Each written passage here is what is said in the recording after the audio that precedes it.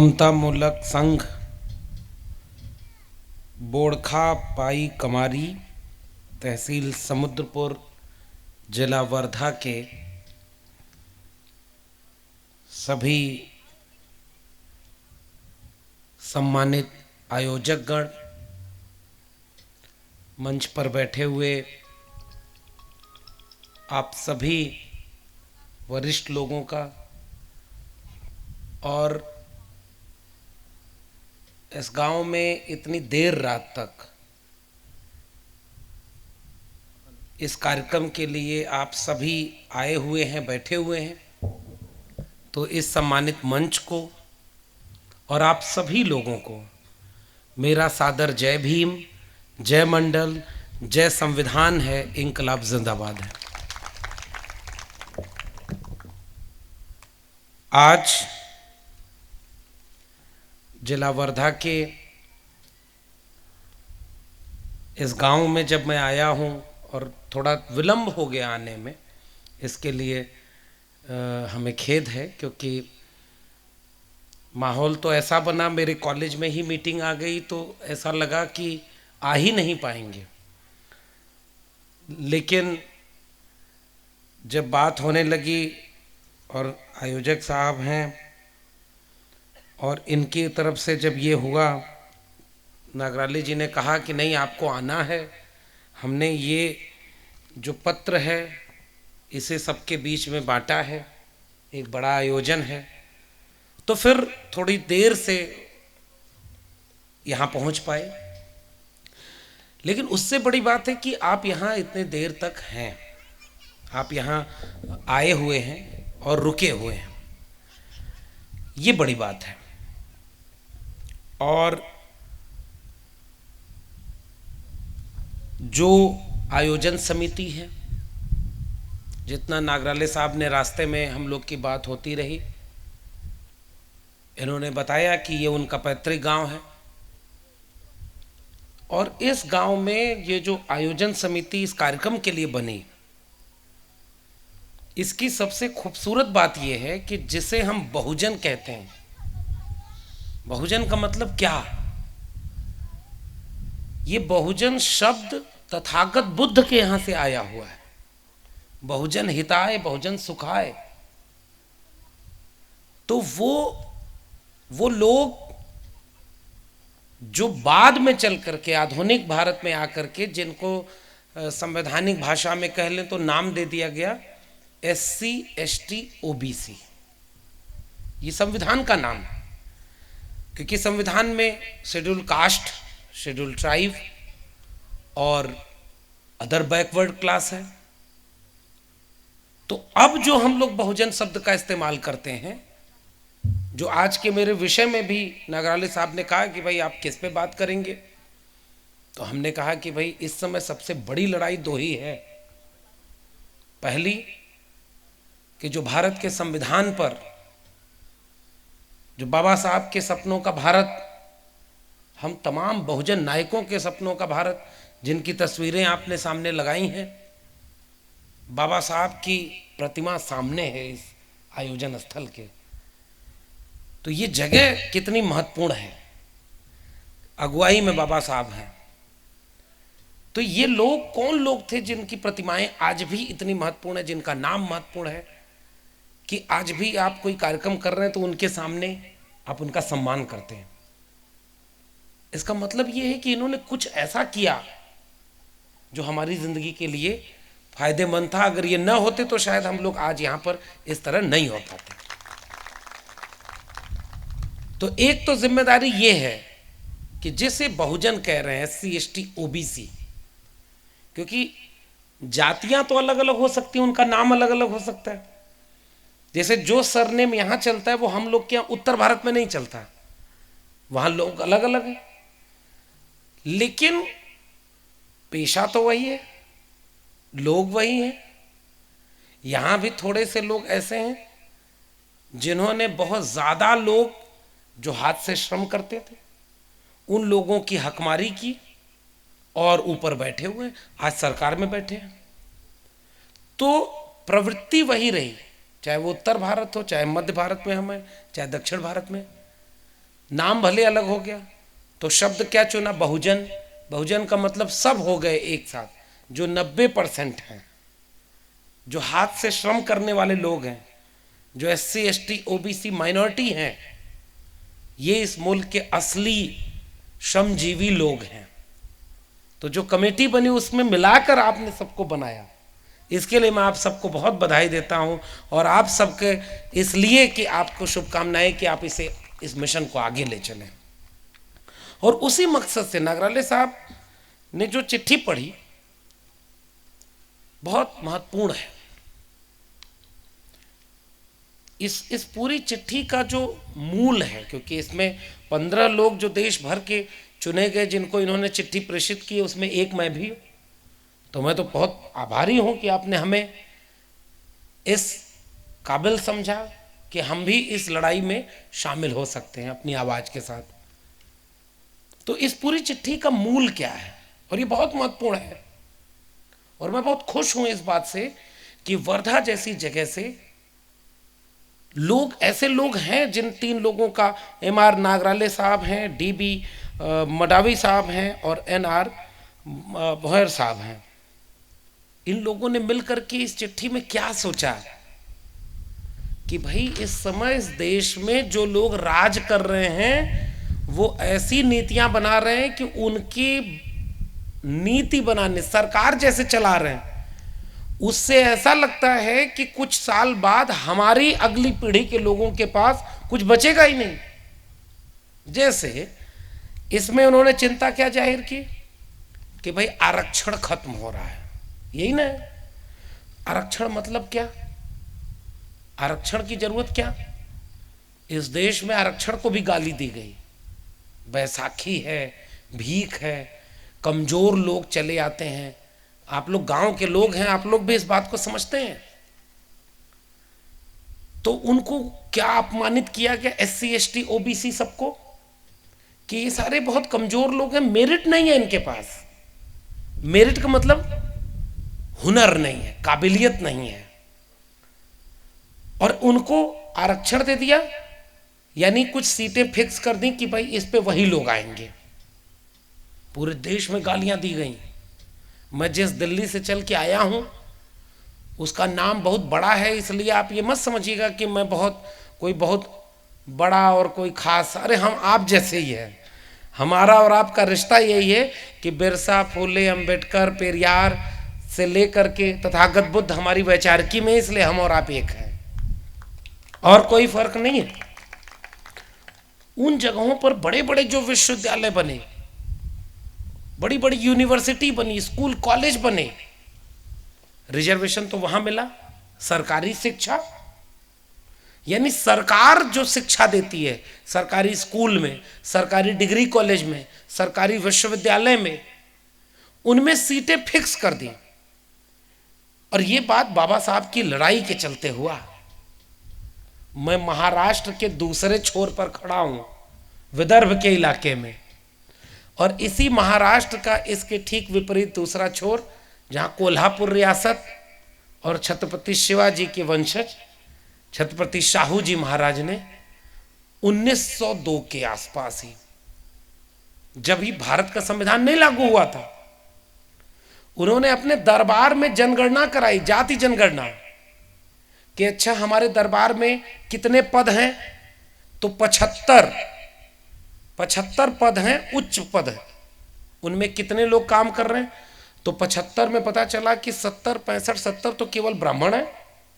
हम किसी जाति का विरोध नहीं कर रहे, लेकिन एक बात बताइए, आप इस गांव को चलाने के लिए कोई कमेटी बनाएं कि गांव का विकास करना है, उसमें सारे पुरुष हो जाएं, तो सारा पुरुष ही अकेले चला लेगा कमेटी, गांव चला लेगा, महिला की कोई भूमिका नहीं है, ये उठेगा सवाल ना।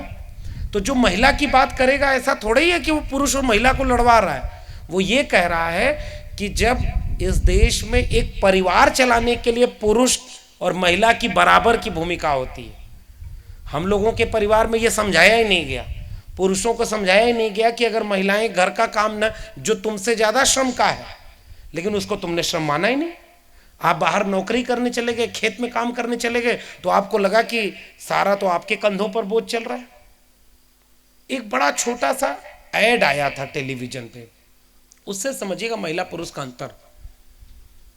रोज पति आकर पत्नी से कहता था कि तुम तो कुछ करती नहीं, तुम तो घर बैठी रहती हो, हम तो देखो मेहनत करने जाते हैं। एक दिन आया घर नौकरी से लौटकर, तो पूरे घर में सब सामान बिखरा पड़ा था, किचन में सारा बर्तन बिखरा पड़ा था, बच्चे 2-3 इधर उधर खेल रहे थे, गंदे हो गए थे, सब धूल में लिपटे हुए थे। वो डर गया, घबरा गया, अंदर जाके देखा, पत्नी से पूछा ये सब क्या हुआ, पूरे घर में तबाही मचा रखी है, सब ठीक तो है? तो पत्नी ने केवल इतना कहा, सब ठीक है, ये जो तुम रोज कहते थे ना कि पूरे दिन घर पे करती क्या हो, बैठी रहती हो, तो आज मैं पूरे दिन घर में बैठी ही रही और कुछ किया नहीं मैंने। तो जो तुम देख रहे हो वो यही है। हम पुरुषों को तो समझाया ही नहीं गया कि महिलाएं क्या करती। तो जैसे आप जब जानते हैं कि परिवार में सब बराबर होते हैं, आप इस गांव में चला रहे हैं, गांव में ये कमेटी बनाया है इन लोगों ने। अब कमेटी में अगर सबको नहीं शामिल करेंगे और कहेंगे कि हम पूरे गांव की बात कर रहे हैं, तो सवाल उठेगा ना, एकदम उठेगा। वैसे ही देश भी एक गांव है ना, ये देश गांव है, उस गांव को चलाने में सब लोग होने चाहिए, तभी तो वो सबका देश होगा। मान लीजिए आपको कहा जाए गांव में, आप गांव से बहुत प्रेम करिए, ये गांव मेरा है, इस गांव से मेरा लगाव है, और गांव में आपकी जमीन है ही नहीं, गांव में आपका रहने घर है ही नहीं, गांव में कोई मौका आपको मिलता ही नहीं, तो वो बताइए वो गांव आपका लगेगा? इसी तरह से जब एक देश इतना बड़ा चलता है, उस देश के रहने वाले लोग जितने हैं, उन लोगों की जाति देख करके विश्वविद्यालय में एडमिशन दे रहा हो आप, उन लोगों की जाति देख करके नौकरी दे, उन लोगों की जाति देख करके उनको कंपनी खोलवाए, उद्योगपति बनवाए, तो बाद में पता चले कि भैया इस देश में 10% लोगों के पास 90% लोगों का सब मौका लूट लिया। जमीन 90% उनके पास, नौकरी उनके पास, शिक्षा उनके पास, तो बताइए वो कोई बढ़िया देश बना? नहीं बना, क्योंकि वो देश तो बहुत बंटवारा हो गया उस देश में। ये इस देश में पहले से बंटवारा था। मंदिर में पुजारी कौन बनता था? हाँ हाँ सुनिए ना, तो उसमें क्या होता था, पुजारी कौन बना? एक ही जाति का। तो एक बात बताइए कि अगर एक ही जाति का पुजारी बना, पढ़ाई लिखाई कौन किया? जाति देखकर। भाई महिला को और शूद्र को तो पढ़ने का अधिकार नहीं था। और यहीं से मैं जोड़ूंगा अपने विषय पर, जो आज का विषय नागराले साहब ने हमें दिया, नई शिक्षा नीति और बहुजनों का भविष्य। मैं वहां से पहली बात शिक्षा पर कर रहा हूं, वो आप समझिएगा। तो हजारों साल से मंदिर कहां से आया? अब गांव में देखिए, ये सब बात बहुत ज्यादा नहीं बोलूंगा, क्योंकि हो सकता है मैं बाहर से आया हूं, बोल के चला जाऊं। रहना आपको है भाई गांव में, कल को झगड़ा होने लगे कि भाई मंदिर के खिलाफ बोल रहे, ये कर रहे, हमें बोलना ही नहीं है। हम तो बस एक सवाल पूछते हैं। बाबा साहब ने ये सवाल पूछा है, ज्योतिबा फूले ने ये सवाल पूछा है, छत्रपति शाहू जी महाराज ने ये सवाल पूछा। वही सवाल हम आपको याद दिला रहे हैं। हमारी भूमिका क्या है, हम आपके बीच में क्यों आए हैं? ऐसा कोई ज्ञान नहीं है जो हमारे पास अलग है, आपके पास नहीं। हमसे जितनी मेरी उम्र होगी, उससे ज़्यादा उम्र के लोगों ने संघर्ष किया होगा, जो मंच पे बैठे हैं, जो सामने बैठे हैं। तो हम क्या कर रहे हैं? हम केवल याद दिला रहे हैं दो चीज़ें। एक कि जिनकी आप तस्वीर लगा रहे हैं, और जिनको ये टीका चंदन लगाना बंद कर दीजिए। मैं सहमत नहीं हूँ इससे। मैंने माला पहनाया इसलिए, माला तक तो चल जाएगा भाई। ये देवी देवता को जैसे पूजते थे, वैसे बाबा साहब को देवी देवता हमें नहीं बनाना है, क्योंकि बाबा साहब मूर्ति पूजा विरोधी थे, तथागत बुद्ध मूर्ति पूजा विरोधी थे। बाबा साहब तो कहते थे व्यक्ति पूजा मत करो। लेकिन कई बार होता है कि जो लोग जानते ही नहीं, उनके सामने कम से कम तस्वीर होती है तो वो लोग समझते हैं कि हमारे हैं, इसलिए तस्वीर की अहमियत है। वो जो मूर्ति आपने लगाई है ना, जब भी आप मन से कमज़ोर पड़ेंगे ना, और बाबा साहब की मूर्ति के सामने आएंगे, उनकी प्रतिमा के सामने आएंगे, तो हो सकता है आपको हिम्मत मिले कि डरना नहीं है। हमारे ही जैसा, हमारे ही बीच का, हमारे ही जैसी विपरीत परिस्थितियों में हमारा एक पुरखा ऐसा था जो न किसी से डरा, न झुका, और एकदम दमदारी से इस देश में अपनी बुलंदी साबित की। उन लोगों को जब मौका मिला तो उन्होंने मनुस्मृति लिखी। बाबा साहब को जब मौका मिला तो उन्होंने भारत का संविधान लिखा, जिसमें कोई बड़ा छोटा नहीं, कोई ऊपर नीचे नहीं, सब बराबर के नागरिक हैं। तो ये मेरा काम है। तो पहला काम ये कि हम अपने नई पीढ़ी के नौजवानों से, महिलाओं से, दो लोगों को मैं संबोधित ज्यादा करता हूं। देखिए, हम पुरुषों से कोई क्रांति वांति होने वाली नहीं है। पुरुष लोग, अब कितना भी पुरुष जागरूक हो जाए, वो घर के भीतर जाकर के उसकी क्रांति नहीं होगी। घर के बाहर बैठेगा पुरुष, लेकिन एक महिला जब जागरूक होगी तो वो दूसरे घर के भीतर चूल्हे पर बैठकर दूसरी महिला से बात करेगी कि बहन तुम वहां उस कार्यक्रम में आई थी कि नहीं, समता मूलक संघ का कार्यक्रम था, वहां पर ये बात हुई कि भाई हमारा तो हिस्सा कोई और ले गया, हमारे ऊपर तो जाति के नाम पर शोषण हुआ है। तो दूसरी महिला भी जागरूक होगी और अगली बार जब आप लोग कार्यक्रम कराएंगे तो यहां और ज्यादा महिलाएं आएंगी, तब जाकर के आपकी कोई क्रांति आगे बढ़ेगी। महिलाओं के बिना कोई क्रांति नहीं। बाबा साहब ने काम किया है ये। और दूसरा जिसका नाम लेते हैं, महात्मा ज्योतिराव गोविंदराव फूले। सावित्रीबाई फूले न होती तो क्या ज्योतिराव फूले बन पाते? अधूरे रह जाते। इसलिए हमारे यहां सामाजिक न्याय में सब बराबर हैं। तो सवाल पूछेंगे ना कि फिर जो देश चलता है उसमें सब बराबर हैं कि नहीं भाई? और उसके सवाल में ये सवाल सबसे महत्वपूर्ण है कि भाई देश चलने का मतलब क्या है। और तब इस चिट्ठी पर आ रहा हूं। देश का मतलब क्या, राष्ट्र का मतलब क्या? आप कहते हैं भारत हमारा राष्ट्र है, अच्छी बात है। तो राष्ट्र का मतलब क्या? हम यहाँ के नागरिक हैं, ये भी अच्छी बात है। तो जितना तिरंगा एक सवर्ण का है उतना ही तिरंगा एक दलित का भी है। भारत का संविधान जितना अहमियत रखता है एक सवर्ण के लिए उतना ही दलित के लिए रखता है। इसका मतलब यह है कि इस देश में जो कुछ भी मौका मिलना चाहिए, जितना ब्राह्मण को मिलना चाहिए उतना दलित को भी मिलना चाहिए, जितना पुरुष को मिलना चाहिए उतना महिला को मिलना चाहिए, जितना अमीर को मिलना चाहिए उतना गरीब को भी मिलना चाहिए, जितना शहर में रहने वालों को मिलना चाहिए उतना गांव के भी लोगों को मिलना चाहिए। तभी ना भारत एक देश बनेगा। लेकिन आपका भारत में स्थिति क्या है बताइए? आपके गांव में कोई बढ़िया, इस पूरे इलाके में कोई डिग्री कॉलेज, कोई स्कूल उस तरह से है जितना होना चाहिए? इसलिए जब हम लोग ये सवाल उठाते हैं कि इस समय इस देश में खतरा क्या है, खतरा ये है कि शिक्षा बर्बाद की जा रही है। कैसे बर्बाद की जा रही है? शिक्षा बर्बाद कर रहे हैं, नौकरी बर्बाद कर रहे हैं। और बर्बाद करने का आसान भाषा मतलब क्या है? दो ही काम होता है शिक्षा को बर्बाद करने का। या तो सबको पढ़ने मत दो, और या तो पढ़ने दो तो ऐसी चीज पढ़ाओ जिससे उसका कोई फायदा ना हो। डिग्री ले लो, डिग्री लेके घूमो। इसलिए बाबा साहब की लड़ाई, महात्मा ज्योतिराव फूले की लड़ाई, साहू जी की लड़ाई, इस तमाम लोगों की लड़ाई का मतलब क्या था? हिस्सेदारी। और इसलिए छत्रपति साहू जी महाराज ने जब अपने दरबार में गणना कराई कि 75 में से 70 केवल ब्राह्मण मंत्री बने बैठे हैं उच्च पदों पर, और मध्य पदों पर 50 में 45 ब्राह्मण बैठे हैं, तो इसका मतलब वो दरबार पूरे राज्य का हुआ क्या? नहीं हुआ। उसमें तो थोड़े से लोगों को बहुत ज्यादा मौका मिल गया, और जो बहुत ज्यादा लोग थे उनको मौका ही नहीं मिला। तब हमारे पुरखे ने, छत्रपति शिवाजी के वारिस छत्रपति साहू जी महाराज ने पहली बार इस भारत देश में 1902 में 50% आरक्षण गैर ब्राह्मण जातियों को दे दिया कि जितना उनका हक है उतना तुम्हारा हक है। 50% लोगों को ये सीटें सुरक्षित की जाएंगी ताकि इनकी हिस्सेदारी हो। तब जाकर के आरक्षण बना, जिसे बाबा साहब जब आए, भारत का संविधान बनाने की प्रारूप समिति के अध्यक्ष जब बने, तब उन्होंने कहा कि भाई इस देश को राष्ट्र बनना है। अभी ये राष्ट्र है नहीं, क्योंकि बहुत अंतर है यहाँ के लोगों में। तुमने जातिवाद करके कुछ लोगों को इतना कमजोर बना दिया, कमजोर थे नहीं, कमजोर बनाया।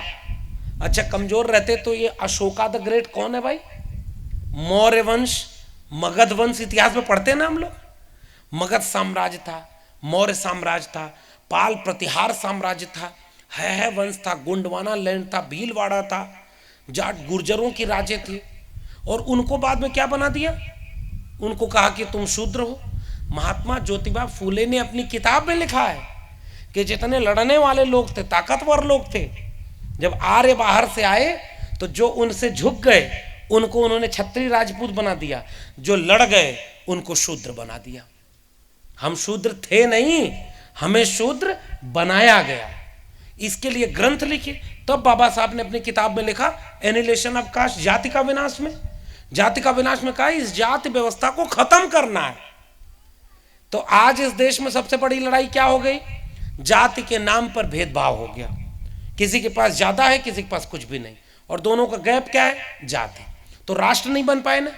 बाबा साहब ने 26 नवंबर 1950 को दिल्ली में संविधान सभा की बैठक में एक बात कही कि देखो भाई, भारत का संविधान तो बन गया, हमने 15% आबादी दलितों की थी तो 15% आरक्षण दलितों को दे दिया, 7.5% आबादी आदिवासियों की थी तो 7.5% आरक्षण आदिवासियों को दे दिया। ओबीसी की आबादी का पता नहीं है अभी, इसलिए हमने अनुच्छेद 15, अनुच्छेद 16(4) ये सब बना दिए और अनुच्छेद 340 बना दिया है कि पहले जो पिछड़े रह गए, जो न दलित हैं न आदिवासी हैं, लेकिन वो सामाजिक और शैक्षणिक रूप से बहुत पिछड़ गए, इस देश को चलाने में, इस देश को बनाने में उनके लिए आयोग बनेगा। और उसी अनुच्छेद के आधार पर 2 आयोग बने। पहले काका कालेलकर आयोग बना, ओबीसी के लोगों ध्यान से समझना, काका कालेलकर आयोग बना, नहीं रिपोर्ट लागू हुई। फिर उसी के आधार पर 77 में जब जनता पार्टी की सरकार बनी तो मंडल आयोग बना। बिहार के मुख्यमंत्री बीपी मंडल जो ओबीसी समाज से आते थे। एक वाकया सुनिए, ओबीसी लोगों को कई बार लगता है कि हम लोग तो हिंदू हैं, हमें क्या। तो जब बीपी मंडल ओबीसी समाज से आते थे, बिहार में जब पहली बार मुख्यमंत्री बने तो गंगा जो नदी बिहार से गुजरती थी उसमें तेल बह गया, वहां से कुछ सामान जा रहा था, उस पर तेल फैल गया और उस तेल में आग लग गई। तो संसद, वहां के विधानसभा में खड़े होकर के कुछ सवर्ण लोगों ने कहा कि जब शूद्र मुख्यमंत्री की कुर्सी पर बैठेगा तो गंगा में नहीं आग लगेगी तो क्या होगा इस देश में। ओबीसी के लोगों को यह अपमानित किया गया। तो बीपी मंडल साहब खड़े हुए, कहे देखो गंगा में आग तो तेल रिस गई इसलिए लग गई, लेकिन तुम्हारे सीने में जो आग लगी है ना एक शूद्र के मुख्यमंत्री बनने से, इस हम आग को और लगाएंगे ताकि तुम्हें बराबरी का मनुष्य बना सकें कि तुम शूद्र और ये ब्राह्मण देख करके भेदभाव ना करो, हम सब बराबर हैं। ओबीसी अगर हिंदू होता तो क्यों ये अपमान किया। इसलिए यहां जो हम लोग जुटे हैं, हमारा मतलब क्या है, आसान भाषा में, मैं गांव में हूं, मैं कोई बड़ी भारी बात नहीं आपसे करना चाहता हूं, मैं उसी बात को आसान बना रहा हूं कि जब बाबा साहब ने संविधान बनाया तो उसका मतलब तो था कि इस देश में सबको बराबर का न्याय मिले ना। तो न्याय का मतलब क्या, सबको शिक्षा मिले, सबको जमीन का मालिकाना हक मिले, सबको संपत्ति मिले। कोई बहुत ज्यादा पैसा वाला कोई बहुत गरीब रह जाए तो न्याय तो नहीं हुआ ना। जब ज्योतिबा फूले साहब ने गुलामगिरी लिखी तो क्या लिखा, देखो भाई आपको न्याय इसलिए नहीं मिला क्योंकि आप धर्म की मानसिक गुलामी में जकड़ लिए गए। बाबा साहब ने जाति का विनाश लिखा तो क्या लिखा कि जाति एक ऐसी चीज है जिसने आपसे आपका मौका छीन लिया और थोड़े से लोगों को मौका दे दिया। तो जाति अगर रहेगी तो इस देश में बराबरी नहीं आएगी। अगर धार्मिक अंधविश्वास और कर्मकांड रहेगा तो कोई बड़ा छोटा रहेगा, और जब कोई बड़ा छोटा रहेगा तो बराबरी नहीं होगी। किसी के पास बहुत पैसा है, थोड़े से लोगों के पास बहुत जमीनें हैं, बहुत शिक्षा है, और बहुत बड़ी आबादी इस देश में ऐसी है जिसको न शिक्षा है, न जमीन है, न पैसा है, तो बराबरी कैसी होगी। और जब बराबरी नहीं होगी तो कोई राष्ट्र कैसे बनेगा। फिर कैसे कहोगे कि भारत देश मेरा है। मैं फिर से कह रहा हूं, इस गांव में आपकी जमीन ना हो, आपका घर ना हो, आपको गांव से प्रेम होगा क्या। लेकिन गांव से इसलिए प्रेम आपको करना पड़ेगा कि गांव आपका था। फिर आप लड़ेंगे लड़ाई कि मेरी जमीन को कब्जा किसने कर लिया, हमारी शिक्षा को कौन रोक लिया, हमारे रोजगार को कौन रोक लिया, हमारे पैसे को कौन छीन लिया। ये पूरी लड़ाई जिन तस्वीरों को आपने रखा है जो समता मूलक संघ बनाने का मकसद है, उसका नाम ही है समता। समता मतलब सब बराबर होंगे। वो बाबा साहब के सपनों का भारत होगा, वो ज्योतिबा फुले के सपनों का भारत होगा, वो भारत के संविधान का सपनों का भारत होगा। हमारी लड़ाई बराबरी की है। इसलिए ये जो चिट्ठी लिखी गई उसमें जब आरक्षण की बात कही गई तो आरक्षण इसलिए लाया गया क्योंकि बराबरी नहीं थी। आरक्षण इसलिए नहीं लाया गया कि दलित, पिछड़े, आदिवासी कमजोर थे, उन्हें बैसाखी देनी थी। आरक्षण इसलिए लाया गया कि इस देश में बड़ी बड़ी कुर्सियों पर जो बैठे थे ना, वो घोर जातिवादी थे। एकलव्य का अंगूठा काटने वाले द्रोणाचार्य बहुत बड़े गुरु थे ना, लेकिन काट लिया एकलव्य का अंगूठा। तो आरक्षण इसलिए नहीं है कि एकलव्य कमजोर है, आरक्षण इसलिए है क्योंकि द्रोणाचार्य भेदभाव करता है जाति के नाम पर, इसलिए आरक्षण लाया। और चिट्ठी में आपने क्या कहा कि आरक्षण नहीं मिल रहा, सही बात है। अब इसको आसान भाषा में समझिए। आपके गांव में एक स्कूल है, मान लीजिए एक स्कूल में 100 बच्चे पढ़ेंगे, तो बाबा साहब का संविधान कहता है कि इस 100 में जितने ओबीसी हैं वो 52% हैं, चलो उनको आरक्षण मिला 27%, तो 27 बच्चे ओबीसी घर के आएंगे, 15 बच्चे दलित घरों से आएंगे, 7 साढ़े 7 बच्चे अगर वो केंद्रीय विद्यालय का है, तब मैं बता रहा हूं, राज्य में तो अलग अलग आंकड़ा होता है आरक्षण का, तो वो आदिवासी होंगे। और बाकी लोग क्या होगा, स्कूल में सबके घरों के बच्चे होंगे। तो जब स्कूल को आप देखेंगे तब लगेगा कि पूरे गांव का स्कूल है, इसमें सबकी हिस्सेदारी है ना। तो ये है सरकारी शिक्षा में आरक्षण। अब उस सरकारी स्कूल को किसी ने प्राइवेट हाथों में बेच दिया, गांव का सबसे अमीर आदमी उस स्कूल को खरीद लिया कि अब हम इस स्कूल में सबको पढ़ाएंगे। तो वो अमीर आदमी क्या करेगा, अमीर आदमी ये सोचेगा कि हमने स्कूल खरीदा है, और वो व्यापारी है, तो व्यापारी ये थोड़े सोचेगा कि मुझे गांव का विकास करना है। व्यापारी हमेशा ये सोचता है कि मेरा 100 रुपया 500 रुपया कैसे बन जाए। सरकार और राज्य क्या सोचती है, ये जो 500 रुपया है ये 500 लोगों में बराबर कैसे बंट जाए कि किसी की जेब में पैसा न रहे तो भी उसे अच्छी शिक्षा मिले। किसी की जाति अगर दलित है, आदिवासी है, पिछड़ा है, इसके आधार पर उसको कोई पढ़ने से न रोके, उसको नौकरी से कोई न रोके। इसकी जिम्मेदारी किसकी है, राज्य की यानी सरकार की। तो सरकार का मतलब क्या होता था, शिक्षा सरकार का काम होगा, रोजगार देना सरकार का काम होगा, तभी ना सबको न्याय मिलेगा। आप वोट क्यों देते हैं भाई, लोकतंत्र में वोट देते हैं ना, तो वोट क्यों देते हैं, क्योंकि आपको लगता है कि हम आप अपना नेता चुनते हैं। नेता क्यों चुनते हैं, कि वो आपके लिए काम करेगा। आपने वोट देकर के अंबानी अडानी को व्यापारी चुना है क्या, नहीं चुना ना। तो व्यापारी आपके वोट से बना नहीं है, तो वो आपका काम करेगा कि अपना व्यापार बढ़ाएगा, सीधी सी बात है, आसान। तो सरकार की जिम्मेदारी बाबा साहब के संविधान से ये थी कि भाई इस देश में बड़ी गरीबी है, तो कोई गरीब न रह जाए शिक्षा से वंचित, इसलिए सरकारी शिक्षा होगी, सरकारी स्कूल बनेंगे, सरकारी डिग्री कॉलेज बनेंगे, सरकारी नौकरी होगी। कोई दलित है, कोई पिछड़ा है जिसको सदियों से पढ़ने का मौका नहीं दिया तुमने, महिलाएं हैं, तुमने कहा कि अगर वेद पढ़ ले तो शीशा पिघला डाल दो, पढ़ने का मौका ही नहीं दिया। तो अब देखो भारत आजाद हो गया, लोकतंत्र आ गया, भारत का संविधान बन गया, तो सबको शिक्षा मिले, हर जाति हर धर्म को मिले, हर लैंगिक आधार पर मिले, गरीब कमजोर को भी मिले। ये जिम्मेदारी किसकी, उस नेता की जिसको तुमने वोट देकर के नेता बनाया था। ये राज्य की जिम्मेदारी थी। अब राज्य क्या कर रहा है, आपकी शिक्षा और रोजगार दोनों को व्यापारियों के हाथों, पूंजीपतियों के हाथों बेच रहा है। अब इससे नुकसान क्या हो रहा है, सरकारी अगर स्कूल था तो उसको चलाता कौन था, सरकार। तो सरकार 1 रुपए फीस लेती थी, बहुत बुजुर्ग लोग बैठे हुए आप लोग जानते होंगे सर, मैं 300 रुपए सालाना फीस थी तब मैं पढ़ पाया इलाहाबाद विश्वविद्यालय में। वही फीस मुझे अमन भाई ये लगता है कि 3000 भी होती ना तो शायद हम नहीं पढ़ पाते। हम लोग इस परिवार से थे, अगर 300 रुपया की बजाय वो 3000 होती तो हम नहीं पढ़ पाते। 1 रुपये फीस हुआ करती थी, गांव में लोग चले जाते थे, पढ़ते थे, थोड़ा समय बना, हाथ से जो कुदाल फावड़ा चलाने वाले हाथ थे, जो मैला उठाने वाले हाथ थे, जो श्रम करने वाले हाथ थे, पीढ़ियां खप गई उसी काम को करते हुए। कि तुमने जानबूझ के उनको कह दिया कि तुम मैला ढोगे, तुम किसान हो, तुम मजदूर हो, तुम ये हो, तुम वो।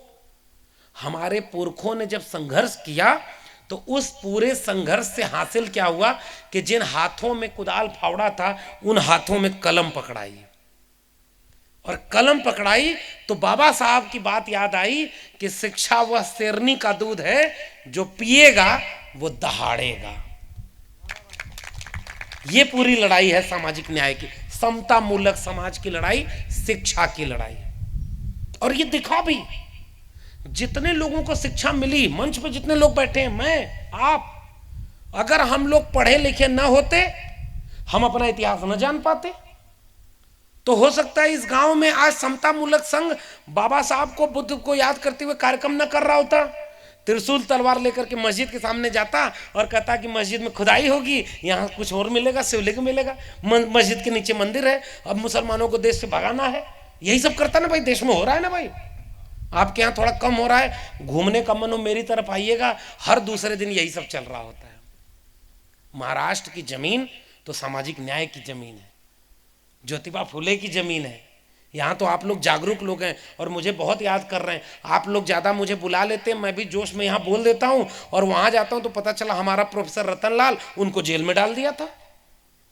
जेल में डाल दिया भाई, एक फेसबुक पर लिख दिया 2 लाइन तो जेल में डाल दोगे। लखनऊ विश्वविद्यालय के प्रोफेसर रविकांत हैं, दोनों दलित समाज से आते हैं, विश्वविद्यालय में घुस करके कह रहे मारेंगे तुमको। क्यों? क्योंकि उन्होंने किताब से कोट कर दिया कि भाई वो उनके खिलाफ काम कर रहे हैं, उनका विचारधारा उनसे मेल नहीं खाती। इस देश में ये हो रहा है। आपके राज में बुलडोजर नहीं चल रहा। बुलडोजर मतलब समझते हैं? हमारे यहाँ कानून बाबा साहब ने जो सब लड़ करके दिया, कानून है, कानून का राज है, और आप क्या कर रहे हैं? बुलडोजर चला रहे हो। वो बुलडोजर किसी इमारत पर नहीं चल रहा है साथियों, वो बुलडोजर भारत के संविधान पर चल रहा है, रूल ऑफ लॉ पर चल रहा है, सामाजिक न्याय पर चल रहा है। इसलिए शिक्षा की बात मैं आपसे करने आया हूं, एक ही बात करूंगा बस, शिक्षा की। बाकी तो देश में बहुत कुछ हो रहा है, आप लोग भी जानते हैं, आप लोग जागरूक लोग हैं तभी यहां बैठे हैं साहब। आप भी अपने आसपास गांव में खोजिए, कितना सरकारी स्कूल अच्छा बचा है। सरकारी स्कूल में पढ़ाई होती है, सरकारी स्कूल में मास्टर है, सरकारी अस्पताल में दवाई मिलती है। अब एक बात बताइए, मेरे अब जो प्राइवेट स्कूल बिक गया, आपके गांव का स्कूल एक व्यापारी ने खरीद लिया, तो वो पैसा कमाएगा ना, उससे उसकी चिंता थोड़ी होगी कि सबका विकास हो, क्योंकि उसको वोट देकर के व्यापारी तो आपने बनाया नहीं है। तो क्या करेगा? जो 300 रुपये फीस थी उसको 3 लाख करेगा, जो 1 रुपये फीस थी उसको 1000 करेगा। करेगा कि नहीं करेगा? उसको पैसा कमाना है। और पैसा एक स्कूल में, एक विश्वविद्यालय में, एक डिग्री कॉलेज में कहां से आता है? फीस से आता है। सरकार पैसा देती थी तब हम लोग कम पैसे में पढ़े, और सरकार का पैसा क्या उनके घर का पैसा था क्या? अरे हमारी आपके लोग ही पैसा देते हैं तो वो सरकार के पास जाता है। आप एक दिया सलाई एक माचिस खरीदते हैं ना, तो भी आप टैक्स देते हैं, आपका पैसा सरकार के पास जाता है। और सरकार का काम यह होता है कि सबको बराबर से पैसा बांटो, ताकि किसी को शिक्षा रोजगार में कोई पीछे न रह जाए।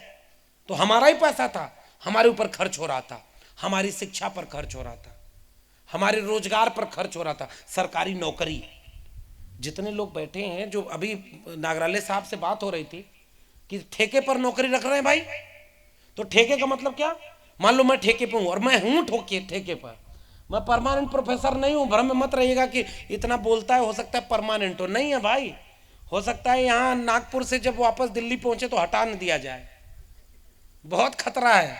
लेकिन अब चूंकि आप लोग बाबा साहब की बात करते हैं, फुले साहब की बात करते हैं, भारत के संविधान की, तो लगता है कि अगर वो लोग भी डर गए होते तो हमारे लिए कुछ कर नहीं पाते। वो नहीं डरे, इसलिए हमारे लिए बहुत कुछ कर गए। तो हम अगर डर जाएंगे तो आगे तो कुछ बचेगा ही नहीं साहब।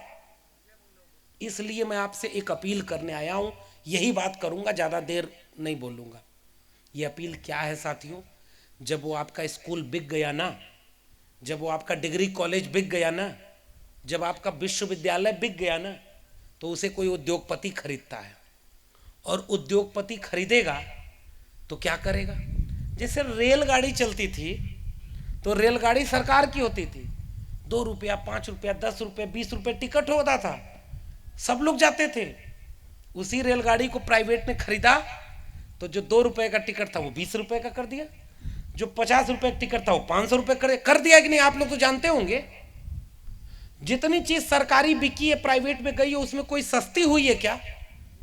कोई सरकारी अस्पताल में आप भी जाते थे, दवाई मिलती थी थोड़ी बहुत, प्राइवेट में वही दवाई फ्री में मिलेगी कि उसका महंगा पैसा लगेगा? ये हो गया, ये है प्राइवेटाइजेशन। सरकारी चीज को प्राइवेट हाथों में बेच दो। तो हमारी शिक्षा को, सरकारी शिक्षा को, जिस सरकारी शिक्षा ने भरोसा इस देश के नागरिकों को दिया था, तुम्हारी जेब में पैसा होगा कि नहीं तुम्हें शिक्षा मिलेगी, तुम्हारी जाति खराब है कमजोर वाला, हालांकि कोई खराब और कमजोर जाति होती नहीं, ये तो उन कुछ दिमाग के, जिसको ज्योतिबा फुले कहते थे कलम कसाई, उन्होंने बना दिया, कहा कि तुम शूद्र हो। अरे किस बात का शुद्ध? 500 महारों को मौका मिला 1 जनवरी 1818 को, तो भीमा कोरेगांव कर दिया और दिखा दिया कि हमारे अंदर कितनी ताकत है, और तुम हमको कहते हो कि कमजोर थे। इस देश में जब जब एक ओबीसी को, एक दलित को, एक आदिवासी को मौका मिला, उसने साबित किया, चाहे शिक्षा में, रोजगार में, देश चलाने में, कहीं भी। इसलिए कोई कमजोर हम नहीं है, किसी से दब के मत रहा करिए। आप कहिए कि कमजोर तो तुम थे जो तुमको मंदिर का चंदे से जीवन यापन करना पड़ा, हम तो श्रम करके जीवन यापन करते थे, हम लोग मेहनत कर लोग हैं, और तुम मंदिर में बैठ के आरक्षण लिए हो। 100% आरक्षण इस देश में जानते हैं कब से लागू है?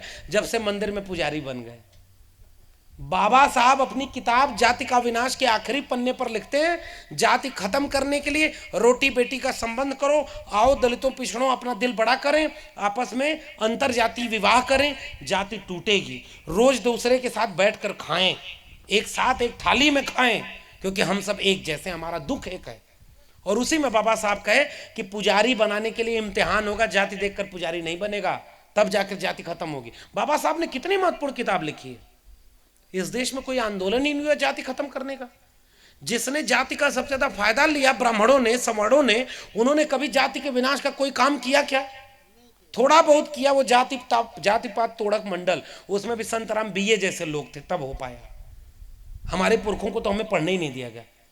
इसलिए मैं साथियों यही बात कहने आया हूं कि जैसे जैसे ये मौका होना था कि शिक्षा थोड़े से लोगों को मिली, तो वो सीना तान के खड़े हो गए और कहे कि हमारा हक कहां है बताओ, इस देश को चलाने में हम लोग कहां हैं बताओ। इसलिए उन्होंने शिक्षा बर्बाद कर दी है। नई शिक्षा नीति 2020 ने सरकारी स्कूल, सरकारी डिग्री कॉलेज और सरकारी विश्वविद्यालयों को धीरे धीरे प्राइवेट हाथों में बेचने का पूरा काम कर दिया है और बिकना शुरू हो गया है। एक उदाहरण दूं, सरकारी अस्पताल में जाते थे, हालांकि हमारे यहाँ सरकारी अस्पताल अच्छे थे भी नहीं, लेकिन मान लीजिए आपको अब ये देखिए थोड़ी बातें और कर रहा हूं, अगर भगवान ही सब कुछ की मुक्ति का कारण होता तो ज्योतिबा फुले अपनी किताबों में लिखते हैं कि तुम्हें अगर बीमारी होती तो भगवान के पास जाते। अगर मान लीजिए मुझे सर दर्द मेरा कर रहा है, मैं बहुत दूर से सफर करके आया हूं, तो मैं जाऊं एक हनुमान चालीसा पढ़ने लगूं, सर दर्द ठीक हो जाएगा? रामचरितमानस पढ़ने लगूं ठीक हो जाएगा? नहीं भाई, एक टैबलेट खाऊंगा 10 मिनट में ठीक हो जाएगा। होता है कि नहीं? ज्योतिबा फुले का एक नाटक है तृतीय रत्न, उस नाटक में ज्योतिबा, मैं बार बार ये सुनाता हूं लोगों को, गांव के लोगों, इसको समझिएगा आसानी से। मानसिक गुलामी। एक आदमी बहुत गरीब था, कमजोर था, पंडित जी के पास गया, क्योंकि ज्ञानी तो वही लोग माने जाते थे, तो उनसे जाकर कहा कि मेरे जीवन में बड़ा दुख है साहब। तो उसने कहा कि हम तुम्हारा पतरा देख रहे हैं कि शनि तुम्हारा ठीक नहीं है, शनि ठीक नहीं है। तो कहा कैसे ठीक होगा? कहा हवन कराना पड़ेगा। कहे कैसे होगा? कहा बड़ा पैसा खर्च होगा। कितना खर्च होगा? 10,000 खर्च होगा मान लो। आदमी कहा कि ये तो ज़्यादा है, मेरे पास इतना पैसा नहीं है। पंडित ने कहा कि अच्छा चलो 50% सेल लगा देते हैं तुम्हारे लिए, 5,000 में कर देंगे। उसने कहा नहीं साहब 5,000 भी नहीं है। करते करते वो आदमी से पंडित जी बोले कि अच्छा चलो 100 रुपया दे दो, 1 हफ्ते के लिए तुम्हारा शनि ठीक कर देता हूँ। ज्योतिबा फूले लिखा है। तुम्हारा फिर जब पैसा हो जाए तो करवा लेना। उस आदमी ने पैंट खोल के दिखाया, करा मेरी जेब में 1 फूटी कौड़ी नहीं है। ब्राह्मण नाराज होकर खड़ा होकर बोला कि जब तेरी जेब में 1 फूटी कौड़ी नहीं है तो जा बच्चा, शनि तेरा कुछ नहीं बिगाड़ सकता। हम किसी धर्म के खिलाफ नहीं बोल रहे, हम किसी मंदिर के खिलाफ क्यों बोलेंगे? बस हम एक सवाल पूछते हैं, मंदिर हमारा था तो मंदिर में हमको जाने क्यों नहीं दिए? आसान सवाल है ना। मंदिर हमारा था तो महिलाओं को मंदिर में क्यों नहीं जाने दिए? महिलाएं पुजारी क्यों नहीं बनी मंदिर में? सारे पुजारी पुरुष ही क्यों बने?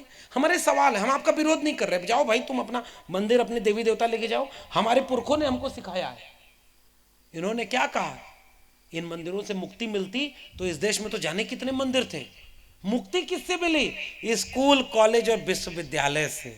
उससे पढ़ाई मिली, तब जाकर के मुक्ति मिली। इसीलिए ज्योतिबा फूले को घर से किस काम के लिए निकाला गया? मंदिर खोलने के लिए नहीं, स्कूल खोलने के लिए। हमारे पुरखों ने स्कूल, कॉलेज और विश्वविद्यालय की लड़ाई लड़ी। हमारे पुरखों ने शिक्षा की लड़ाई लड़ी, और सरकारी शिक्षा आज नई शिक्षा नीति के नाम पर बेच दी गई है। आसान भाषा में इतना ही बता रहा हूँ। और बेचने का मतलब यही है कि जो शिक्षा 500 रुपये, 1000 रुपये मिलती थी, उसी शिक्षा का आप 50,000, 1 लाख देना पड़ेगा।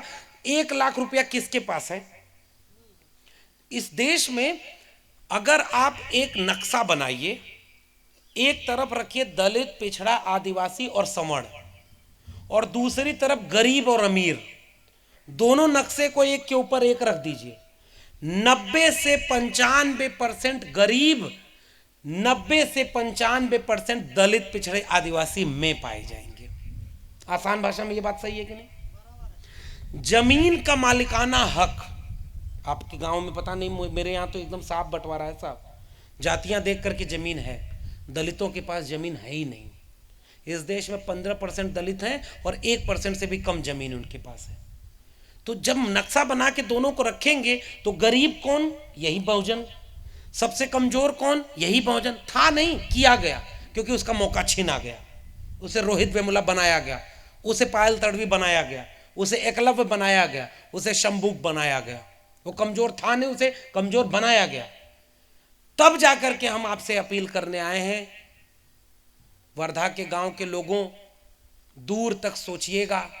सरकारी शिक्षा बर्बाद हो गई, 1 लाख रुपए फीस हो गई, कैसे आप अपने बच्चों को पढ़ाएंगे? इतना ही नई शिक्षा नीति ने किया है, क्योंकि सरकार पैसा नहीं देगी। अब पैसा कहां से लेना है? व्यापारी देगा। तो व्यापारी पैसा लगाएगा तब पैसा मिलेगा। इतना ही नई शिक्षा नीति ने किया है। आसान भाषा में, कोचिंग करो, कोचिंग में फीस दो 1 लाख रुपए, 5 लाख रुपए, उसके बाद डिग्री लेने जाओ। क्यों? क्योंकि मैं कोई कहानी नहीं बता रहा हूं। दिल्ली कभी जाइए तो Ashoka, Galgotia, lovely professional university, private university बनी बनी है, बड़ी बड़ी मॉल की तरह खड़ी हैं। आप उसमें जाएंगे, हमारे आपके घर के बच्चे जाते हुए डरते हैं कि अरे ये क्या खड़ा है, इतना बड़ा माल, इतने बड़े लोग। एक आदमी गांव का चला गया साहब, शहर में देखने लगा बिल्डिंग। दूसरा आदमी जो धूर्त था वो देखा, कहा कि गांव वाला है, इसको लूट लेना है। तो उसने कहा ये सरकारी बिल्डिंग है, इसको देखना गुनाह है। तो कहा नहीं साहब, मैं तो इसमें गिन रहा था कितने फ्लोर हैं। गांव से था, पहली बार गांव से वहां गया था। तो कहा कि इसका तो जुर्माना लगता है। तो कहा कैसे? तो कहा 5 रुपया हर मंजिल के हिसाब से तुमको जुर्माना देना पड़ेगा। कितनी मंजिल है? तो कहा 25। तो कहा 25 गुणे 5, इतना रुपया तुम्हारा बन रहा है, इसको दो। पैसा लेके चला गया। तो जो दूसरा उसके साथ शहर वाला था वो आके बोला क्या वो हुआ? तो उसने ये बात बताई। तो उसने कहा मैं तुमको समझा रहा था ना, शहर वाले बहुत लूट लेते हैं, देखो तुमको मूर्ख बना के चला गया ना। ऐसा कोई नियम नहीं होता कि सरकारी बिल्डिंग किन लोगे तो पैसा लगेगा। तो गांव वाला क्या बोल रहा है, अरे वो क्या मूर्ख बनाएगा, मूर्ख तो हम उसे बना के, ये 30 मंजिला बिल्डिंग थे, हमने उसे 25 ही बताया है। हम गांव वाले बड़े सीधे साधे लोग होते हैं। लेकिन अब सीधे साधे मत बने रहिएगा, क्योंकि आपका सब कुछ भविष्य लूटा जा रहा है। इसीलिए समझदारी कौन ले आएगा? शिक्षा। तो नई शिक्षा नीति में बहुजनों का भविष्य खत्म किया जा चुका है। और आज भी मैं कह रहा हूं, खत्म कैसे किया गया? 2019-18 तक इस देश के 596 कुलपति जो थे, उनमें 6 कुलपति दलित, 6 कुलपति आदिवासी और 36 ओबीसी थे। 550 कुलपति सवर्ण भरे बैठे थे। मैंने आरटीआई लगाई थी 2020 में, और 1 जनवरी 2020 को जो देश के विश्वविद्यालयों में पता है 90% वो लोग हैं जो 10% आबादी रखते हैं, और जिनकी आबादी 90% है वो 10% भी नहीं है। इसलिए मैं कह रहा हूं शिक्षा बर्बाद हो गई। जब सरकारी शिक्षा हो जाएगी तो आरक्षण खत्म। भाई प्राइवेट में तो आरक्षण है नहीं, सरकारी नौकरी खत्म हो गई तो आरक्षण खत्म हुआ कि नहीं हुआ बताइए। प्राइवेट में ठेकेदार आरक्षण देख के नौकरी देता है क्या? इसलिए बहुजनों का भविष्य भारत के संविधान में है। बहुजनों का भविष्य राष्ट्र और राज्य को मजबूत करने में है। बहुजनों का भविष्य शिक्षा और रोजगार में है। बहुजनों का भविष्य इस देश को बराबरी का देश बनाने में है। बहुजनों का भविष्य मंदिर मस्जिद की लड़ाई में नहीं है। बहुजनों का भविष्य रोज ये इस पार्टी उस पार्टी करके भारत का संविधान लूट रहे हैं और पूंजीपतियों को पूरा देश बेच रहे हैं, इसमें भारत का भविष्य नहीं है। स्कूल कॉलेज इसलिए जरूरी था कि आप अपने बच्चों को पढ़ाएंगे तो वो अपना जीवन बदलेगा, परिवार का जीवन बदलेगा। इसी समय इसी गांव में पूछ लीजिएगा साहब, जिन लोगों ने 1 रुपया बचाकर अपने बेटा बेटी को पढ़ाया, उसमें भी लोग बेटे को ज़्यादा पढ़ाते हैं, बिटिया को नहीं पढ़ाते। महिलाओं को, यहाँ इतनी सारी महिलाएं लोग बैठी हुई हैं और पुरुषों को भी ये बात अच्छे से पता है। मैं जब पढ़ा तो मेरे लिए ज़्यादा मौका मिला, मेरी बहन को मौका कम मिला। जब ग्रेजुएशन करने लगी तो कहा शादी कर दो इसकी। बहन ने एक दिन मैसेज किया, बड़ी बड़ी बात बतियाते हो जाके बाहर और तुम मेरे लिए नहीं बोलोगे। तब जाकर घर में लड़ा और मैंने कहा कि इसकी भी शादी नहीं होगी, ये जब तक पढ़ेगी, जब तक अपने पैर पे खड़ी ना हो जाए, इसका शादी नहीं होगी। ये है बाबा साहब के सपनों का भारत। सबको बराबर का हक मिलना चाहिए, इसलिए। और बराबर का हक कब मिलेगा? जब उसको पढ़ाई करने का मौका देंगे, जब उसको अपने पैरों पर खड़े होने का मौका देंगे।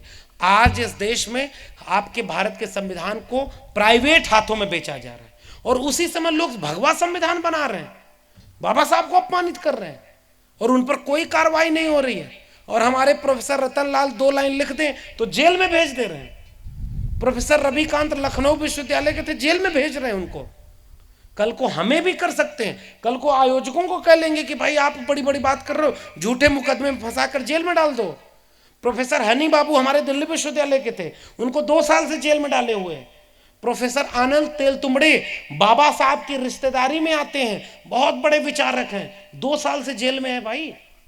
हम आप तो फिर भी फ्री हैं, यहाँ खड़े हैं। तो हमारे आपके हिस्से की लड़ाई कोई और लड़ रहा है तो कम से कम अपने हिस्से की लड़ाई लड़े। तो आखिरी निवेदन मेरा है, पता नहीं मेरी बात कितनी बन पाई, लेकिन मैं हर जगह केवल एक अपील कर रहा हूं, इस देश को बचाना है तो पहला काम भारत के संविधान को बचाना होगा। इस देश को बचाना है तो सरकारी शिक्षा, सरकारी नौकरी और सरकारी संपत्ति को बचाना होगा, क्योंकि उसे हमारे पुरखों ने बनाया था और उसे ये लुटेरे कुछ बेचने आ गए, अपने दोस्तों के हाथों बेच रहे हैं। इस देश को बचाना है तो साझी सांस्कृतिक विरासत को बचाना होगा। हम सब मिलजुल करके रहें, किसी के खिलाफ नफरत ना हो, किसी के खिलाफ हमें नफरत नहीं करनी है। इस देश को बचाना है तो बहुजनों, 90% वंचित शोषित लोगों, किसानों, मजदूरों, दलितों, पिछड़ों, महिलाओं, आदिवासियों, सबको लेकर के एक सवाल पूछने की जरूरत है कि यह देश हमारा है तो इसकी सारी चीज़ों में हमारी बराबर की हिस्सेदारी है। हम इस देश को अच्छा बनाने के लिए, इस भारत के संविधान को बचाने के लिए डॉक्टर अंबेडकर, डॉक्टर राम मनोहर लोहिया, भगत सिंह, ज्योतिबा फूले, सावित्रीबाई फूले, छत्रपति शाहू जी महाराज और तमाम नारायण गुरु से लेकर के पेरियार, तथागत बुद्ध, कबीर, रैदास, इन लोगों के भारत को बचाने के लिए अपने बच्चों को पढ़ाइएगा। 2 रोटी कम खाइएगा लेकिन अपने बच्चों को शिक्षा जरूर दीजिएगा। घर में पुताई रंगाई ना हो चल जाएगा, उनको किताब खरीद के दीजिएगा। अपने बच्चों के हाथ से कुदाल फावड़ा पकड़ने की उम्र में उनसे छून करके कलम पकड़ाने की कोशिश करिएगा। अपने बच्चों को शिक्षा दिलाइएगा। वही बाबा साहब चाहते थे। बाबा साहब ने अपना परिवार बर्बाद कर दिया ताकि हमारा परिवार आबाद हो सके। ज्योतिबा फूले अपना परिवार छोड़ दिए ताकि हमारी पीढ़ियां बदल सकें। भारत का संविधान लागू कराने के लिए, भारत के वंचितों शोषितों की लड़ाई जीतने के लिए जाने कितने लोग मार दिए गए। और हम लोग को समझ में नहीं आ रहा है कितना हमारा सब लूटा जा रहा है। इसलिए अपील करने आया हूं, नागपुर वर्धा के इलाके में आप सभी गांव वासियों का मैं बहुत धन्यवाद अदा करता हूं कि आपने हमें यहां पर बुलाया। हम तो नहीं जानते थे नागराले साहब को, लेकिन इन्होंने कहा कि बाबा साहब को याद करते हुए हम समता मूलक संघ का कार्यक्रम कर रहे हैं। तो जहां हम नहीं भी जानते थे, हमने कहा कि जहां बिरसा, फुले, अंबेडकर, पेरियार हों, वहां तो रिश्ता अपने आप हमारा बन जाता है, और हम आज आपके बीच में हैं। लेकिन यह भाषण, ये बातचीत, ये इतना आयोजन अर्थहीन हो जाएगा जब आज के बाद अगर इस पर हम काम नहीं करेंगे। आयोजक समिति के लोगों से भी मेरा अपील है कि इस मुहिम को और आगे बढ़ाया जाए, लोगों को जोड़ा जाए, लोगों को प्रेम मोहब्बत से एक किया जाए। दलितों, पिछड़ों, आदिवासियों सब लोग एक हो जाओ, क्योंकि हम सब की बीमारी एक है तो इलाज भी एक ही होगा। हम सबको जाति के नाम पर गरीब किया गया है और इस देश को लूटा गया 10% लोगों द्वारा 90% लोगों का। इसलिए आइए एकजुट हों, इस पूरी मुहिम को आगे ले चलें, शिक्षा बचाने की लड़ाई लड़ें, सरकारी स्कूल बचाया जाए, सरकारी डिग्री कॉलेज बचाया जाए, सरकारी अस्पताल बचाया जाए, सरकारी नौकरी बचाई जाए, और सरकार में बैठे अगर लोग भारत के संविधान के खिलाफ काम करें, बाबा साहब के सपनों का भारत बनाने के खिलाफ काम करें, तो उनके खिलाफ भी आवाज उठाई जाए। मूर्ति बना करके बाबा साहब पर माला डलाने वाले और दिल में गोट से गोलवलकर हेडकवार को जीने वाले क्या आपके हितैषी होंगे क्या? अरे भाई, बाबा साहब को जीते हो तो इस देश में सबको बराबर का हक दो, तब जाके बाबा साहब के तुम वारिस हो। इसलिए इस आयोजन में आए हुए सभी गांव वालों, सभी माताओं, बहनों, बुजुर्गों, नौजवान साथियों, मैं दिल्ली से चल करके आया हूं और आपसे केवल एक अपील करके जा रहा हूं। हमारे सामने आने वाला कल बहुत खतरनाक है और ये सब हमारे सामने हो रहा है।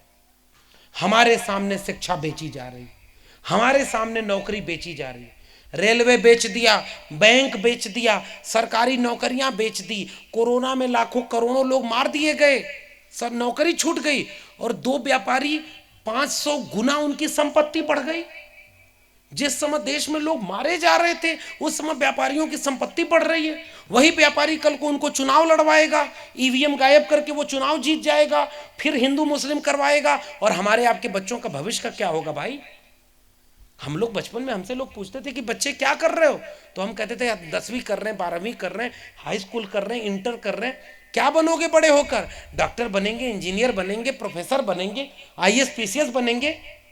और आज आपके बच्चों को क्या कहा जा रहा है? बच्चा क्या कर रहा है? हनुमान चालीसा पढ़ता है, कौन सा नौकरी करता है? त्रिशूल तलवार लेकर के मस्जिद पर हमला करने जाता है, यहाँ खुदाई करो, वहाँ खुदाई करो। अरे ये हमारे बच्चों का काम का है क्या? इस देश में हमारे बच्चों के लिए यही चिंता है? मंदिर के नीचे मस्जिद, मस्जिद के नीचे मंदिर। अरे खुदाई कर रहे हो तो थोड़ा गहरी खुदवाना, कहीं हो सकता है तथागत बुद्ध की कोई मूर्ति निकलेगी। इस देश को बुद्ध का देश बनाया गया। इसलिए आप सभी से केवल अपील, बहुत बुरा वक्त आ रहा है, क्योंकि साहब हमसे पूछा जाएगा ना कि तुम्हारी आंखों के सामने शिक्षा बेची जा रही थी, संविधान खत्म किया जा रहा था, बाबा साहब कह के गए थे, बड़ी मुश्किल से ये कारवां यहां तक लाया हूं, इसे आगे ले जाना, और आगे न ले जा पाओ तो वहीं छोड़ देना जहां तक मैं पहुंचाया हूं। ईमानदारी से बताओ गांव वालों, क्या हमारी आंखों के सामने बाबा साहब का कारवां मीलों पीछे नहीं जा रहा है?